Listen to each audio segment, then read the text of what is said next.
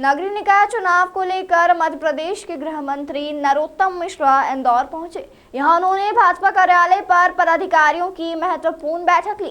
इस दौरान गृह मंत्री ने देश में घटित आतंकवादी घटनाओं को लेकर कहा कि देश में कोई भी आतंकी संगठन, चाहे वह अलकायदा हो, कायदे में रहेगा तो फायदे में रहेगा। उन्होंने कहा कि प्रधानमंत्री नरेंद्र मोदी और गृह मंत्री उसे छोड़ेंगे नहीं और उनका नामो निशान मिट जाएगा। उन्होंने साफ चेतावनी दे दी है कि देश पर हमला करने की सोचना नहीं। पीएम की कुर्सी पर मोदी जी विराजमान हैं।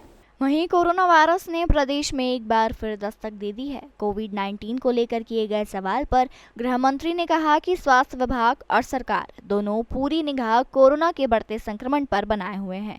किसी भी कीमत पर कोविड-19 को प्रदेश में पैर पसारने नहीं दिया जाएगा। कोरोना से लड़ने के लिए वैक्सीन साथ में है। मोदी जी का कोरोना वायरस से लड़ने का प्रयास जारी है। वहीं नक्सली के सवाल पर गृह मंत्री ने कहा कि मध्य प्रदेश में नक्सली घुसने की कोशिश न करे। गृह मंत्री ने साफ कह दिया है कि बालाघाट में हरकतें कर रहे हैं, उन पर कार्रवाई की बात की है। महापौर के टिकट घोषित नहीं किए जाने और भाजपा के पिछड़ने वाले सवाल पर गृह मंत्री ने कहा कि इसके पहले भी भोपाल में आपने कहा था कि भाजपा टिकट घोषित नहीं कर रही है, वह पिछड़ती जा रही है। वहां भाजपा ने दिग्विजय सिंह को पछाड़ दिया था। उन्होंने कहा कि चुनाव समिति पर चर्चा करने आया हूं, टिकट पर चर्चा नहीं करना चाहता। चाहे हो अलकायदा, मेरा एक बात कहना है कि अलकायदा कायदे में रहेगा तो फायदे में रहेगा,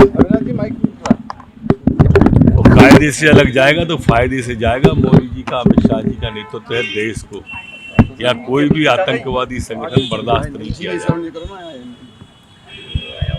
नाम निशान मिट जाता है। देश के ऊपर हमला करने की सोचे नहीं कभी।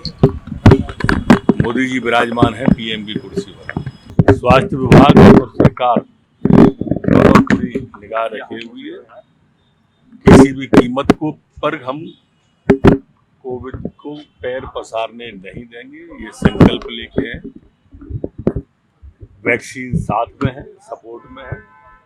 मोदी जी का ये सफल प्रयास देश के लिए वैक्सीन देने का, उसने कोरोना से लड़ने की हिम्मत भी दी है। लोग बहुत पहले से सोच रहे हैं नक्सली इस बात की।